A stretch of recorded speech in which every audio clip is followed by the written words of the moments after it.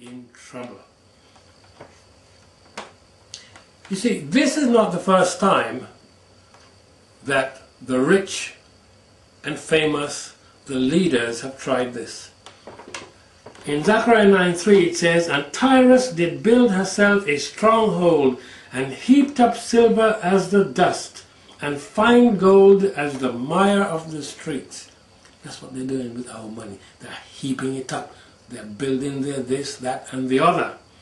"Behold, the Lord will cast her out, and he will smite her power in the sea, and she shall be devoured with fire." That's what happened to Tyre. Tyre was destroyed. You see, heaping up gold and silver. We indulge ourselves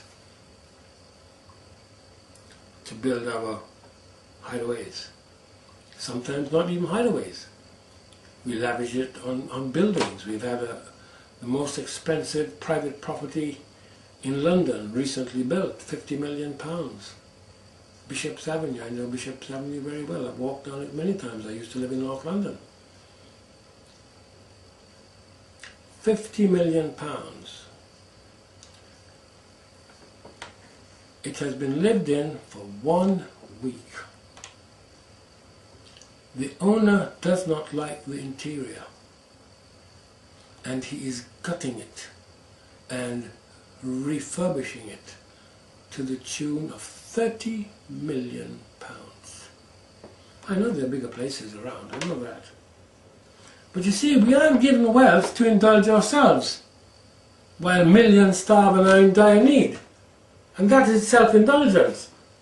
Building hideaways in a self-indulgence, because the people are suffering, they're hungry, and in Britain many of the old people are cold, they are fearful, the young people are fearful, everybody is fearful. You know, even the police can monitor you. We counted off this massive list of people that can monitor us, 792 groups. There are not enough police to make it safe on the streets, though. One teenager murdered every week in the United Kingdom. When my house was stoned, causing me £1,500 worth of damage. That's a lot of damage. Multiply that by 2 for American dollars. The police never came. When I was burgled, the police never came. A few weeks ago, an air rifle pellet was put through one of my neighbour's windows. This is quite a pleasant area. The police never came. Maybe if some of this massive money that we're talking about monitoring people was spent putting police on the beat and teaching people sensible values instead of nonsense, we'd be in a better position.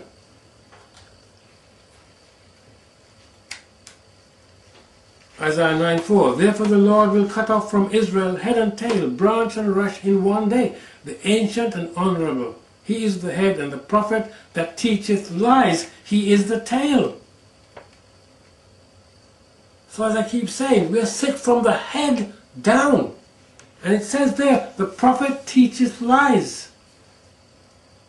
In verse 16, Isaiah 9:4, "For the leaders of this people cause them to err, and they that are led of them are destroyed.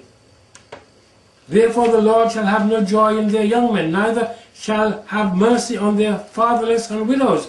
For every one is a hypocrite and an evildoer, and every mouth speaketh folly. For all this his anger is not turned away, and his hand is stretched out still."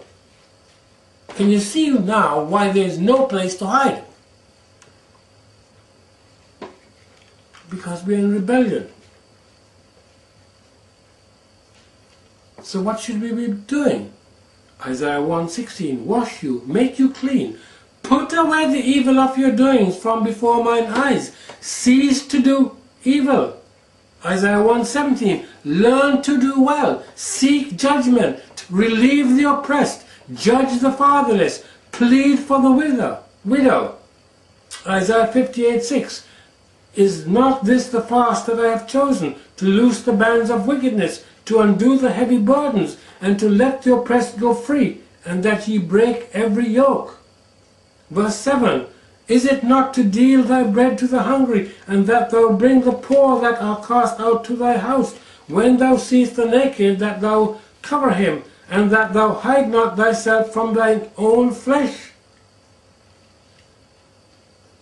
That's not building underground cities and safe havens, is it? These people are suffering now, right now, today, end of January 2008. Not sometime in 2012 and all the rest of it.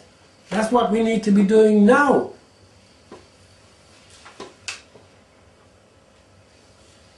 Because we do not do that, and we are after our idols of gold and silver.